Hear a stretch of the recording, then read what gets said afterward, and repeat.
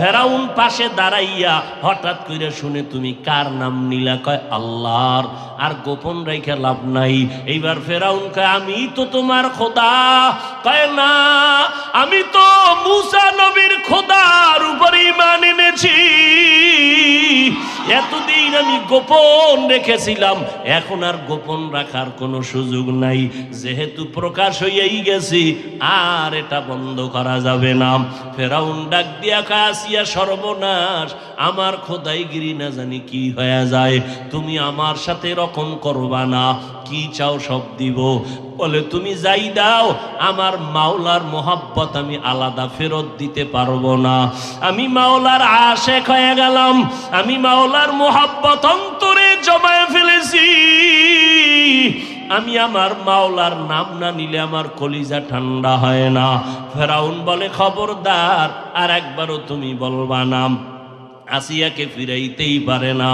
এক পর্যায়ে ফেরাউন বলে আমার কানে কানে একটু আমারে খোদা বলিয়া ডাক দাও।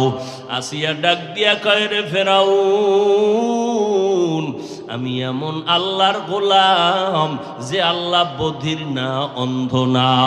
যদি আমি তোমার কানে আস্তে করে কিছু বলি তাও আমার আল্লাহ শুনবেন, আমার আল্লাহকে ফাঁকি দেওয়ার কোনো সুযোগ হবে না। আসিয়া এবার আল্লাহর উপরে মজবুত হয়ে গেল। ফেরাউন যখন দেখলো আর আসিয়াকে লাইনে নেওয়া যায় না, এবার ফেরাউন রাগান্বিত হয়ে বাঁকা হইয়া বলে ও আসিয়া, আল্লাহরে যদি তুমি ভুলিয়া না যাও, আমারে যদি খোদা বলে স্বীকৃতি না দাও, আমি তোমাকে বিচারের কাঠগড়ায় দাঁড় করাবো।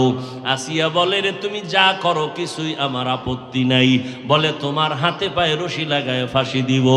যখন ফেরাউন বলল, আসিয়া বলে করো, আমার কোনো আপত্তি নাই, আমি আমার মালিকের ভুলতে পারবো না, কারণ আমার মালিক, আমার ইজ্জতের মালিক, আমার হায়াতের মালিক, আমার রিজিকের মালিক আমার আল্লাহ ছাড়া আমার আপন কেউ নাই। ওই আল্লাহ আমাকে কথা বলার শক্তি দান করেছেন, ওই আল্লাহ আমার সুন্দর চেহারা দিয়া বানাইছেন। ফেরাউন যখন দেখলো ফিরানো যায় না, ফাঁসির মঞ্চে নেওয়ার জন্য রেডি হয়ে গেল। আসিয়ার হাতে পায়ে রশি লাগাইয়া এবার যখন ফাঁসির মঞ্চে নিবেন, আসিয়ার উপরে আঘাত, চোখের পানি ছেড়ে কাঁদেন আর আমার মাওলার সাহায্য চাইতেছেন। এতে হঠাৎ করিয়া যখন আসিয়াকে ফাঁসি দিবে খবরটা ছড়ায় গেল। একদিন ওই পথের দ্বারে মুসা নবীর আগমন ঘটে গেল। আসিয়া মুসা নবীরে দেইখা কয় ও পয়গম্বর, আপনি জানেননি, আপনি তো আল্লাহর সাথে মাঝে মাঝে কথা বলতে যান, আপনি একটু বলবেন আমি আসিয়ার উপরে আপনার মাওলার রাজি না বেজার হয়ে গেছে। এবার মুসা নবী কা আমার মাওলা তোমার উপরে রাজি, কোনো চিন্তা নাই, তুমি মজবুত হইয়া থাকো, আল্লাহ তোমার উপরে রাজি হয়ে আছেন। আসিয়া ডাক দিয়ে কয় ফাঁসির মঞ্চে নাও। আসিয়া এক মুসা নবীর মুখে আশ্বাস বাণী শুনিয়া আসমানের দিকে দুহাত উঁচু করে দোয়া করে আর কাঁদে, রব্বি বিনিলি ইনদাকা বাইতান ফিল জান্নাহ।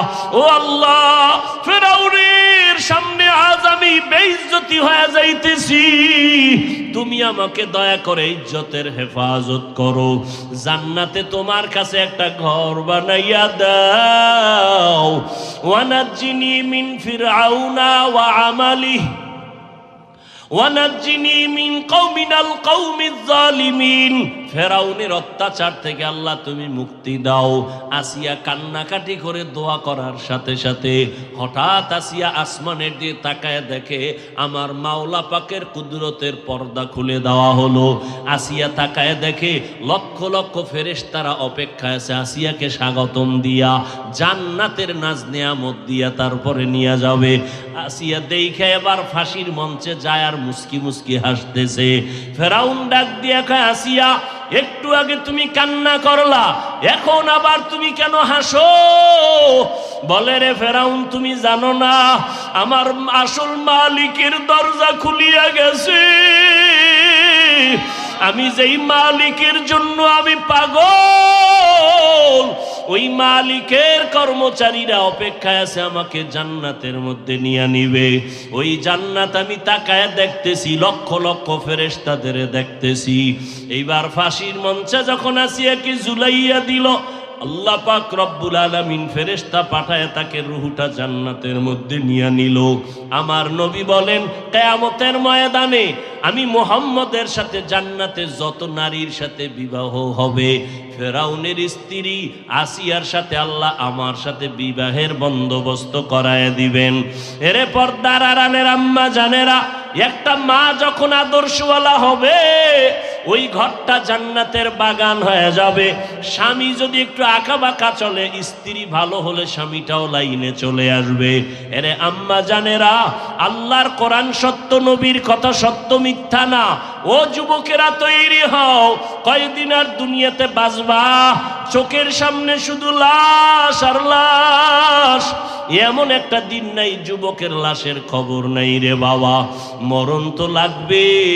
আজকে তুমি কত আরামে খাও আর ঘুমাও, গরমে তুমি আজকে ফ্যান চালাও, মশার যন্ত্রণায় মশারি টানায় ঘুমাও।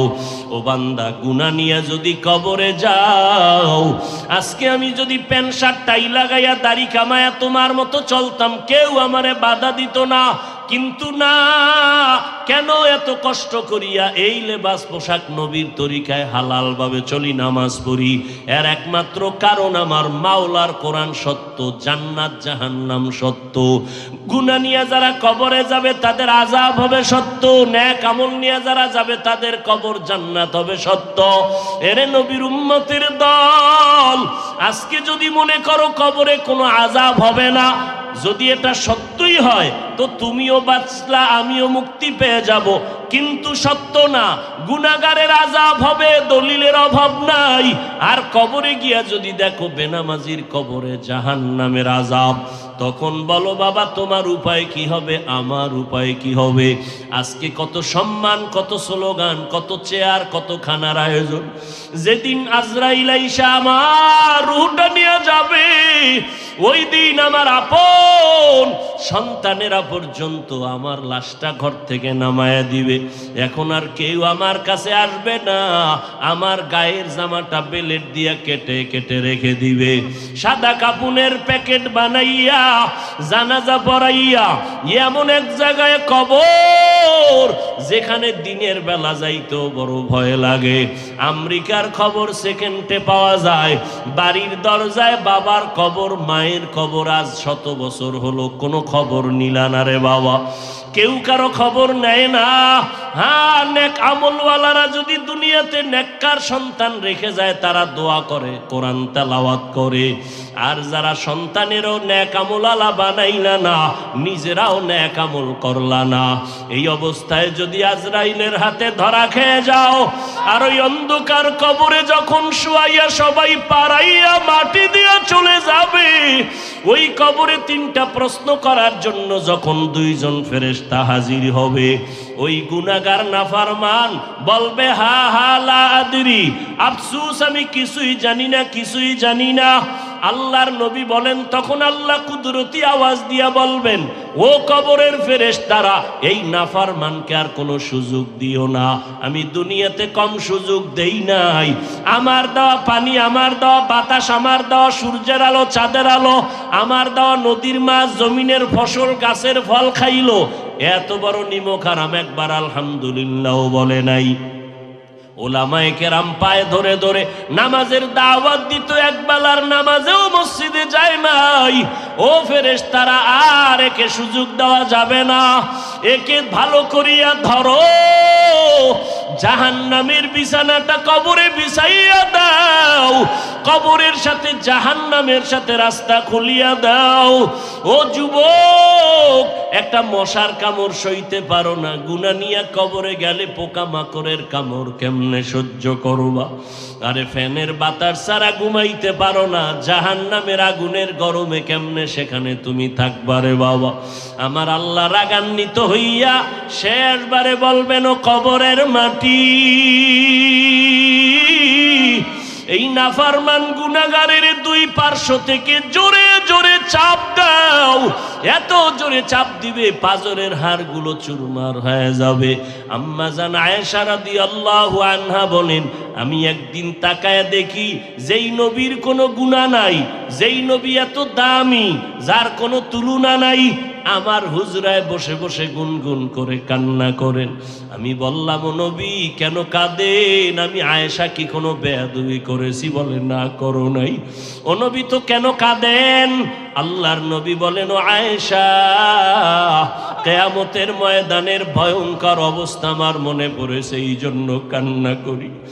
ও আয়েশা, জানো না কিয়ামতের দিন কে পীর কে মুরিদ কোনো ভেদাভেদ থাকবে না, সবাই উলঙ্গ দাঁড়াবে।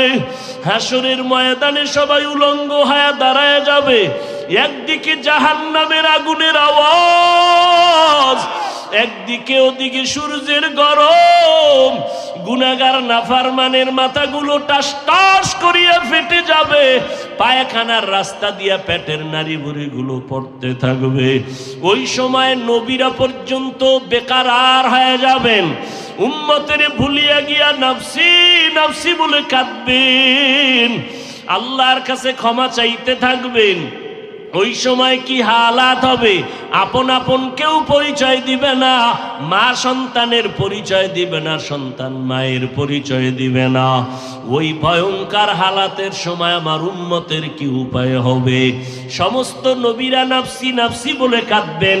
ঈসা নবীর কাছে উম্মতেরা যাবে, বলবে আমি পারবো না, আমার অবস্থা নিয়ে আমি আজকে বেকারার হয়ে গেলাম। উম্মতেরা শেষ সময় আমি মুহাম্মদের কাছে যখন আসবে, আমি তখন নাফসি নাফসি বলে কাঁদবো না, আমি তখন মাকামে মাহমুদ আল্লাহর কুদরতের দ্বারে সেজদায় পড়ে কান্না শুরু করব, আর বলবো, উম্মতি উম্মতি রব্বি হাবলি উম্মতি। আমার উম্মতের কি হালাত হবে? আমার কান্না দেখে আল্লাহ বলবেন, নবী আর কাঁদবেন না, আমি কান্না সহ্য করতে পারি না। আল্লাহর নবী বলেন, তখন আমি বলবো, আল্লাহ আমার একটা উম্মত যেন জাহান্নামে না যায়। আয় আল্লাহ, জাহান্নামে থাকলে আমি জান্নাতের ভেতরে যাব না। এরে নবীর উম্মতের দল, আমার নবীকে আল্লাহ বলবেন, আপনি একটা উম্মত থাকলেও বাছাই করে করে জান্নাতের দিকে নিয়ে যান। আমার নবী উম্মতগুলো নিয়ে হাউজে কাউসারের কিনারায় দাঁড় করায় লাইনে পানি পান করাবেন। ওরে নবীর উম্মতের দল, নবী যখন পানি পান করাবেন লাইনে দাঁড় করায় তার উম্মতেরে, হঠাৎ দেখবে কিছুক্ষণ পরে একটা পর্দা পড়ে গেল। ফেরেশতাদের বলবে, কি ব্যাপার? বলে, ওই পার্শ্বের উম্মতগুলো আপনার আসল উম্মত না। বলে, কেন? বলে, নবী আপনি দুনিয়ার থেকে বিদায়ের পর এরা দুনিয়ার তামাশায় পইরা আপনার সুন্নতের জবাই করেছে, নিজেও নামাজ পড়ে নাই, যারা নামাজ পড়তো তাদেরও পছন্দ করে নাই, নিজেরাও দাড়ি রাখে নাই, যারা দাড়ি রাখতো তাদেরও পছন্দ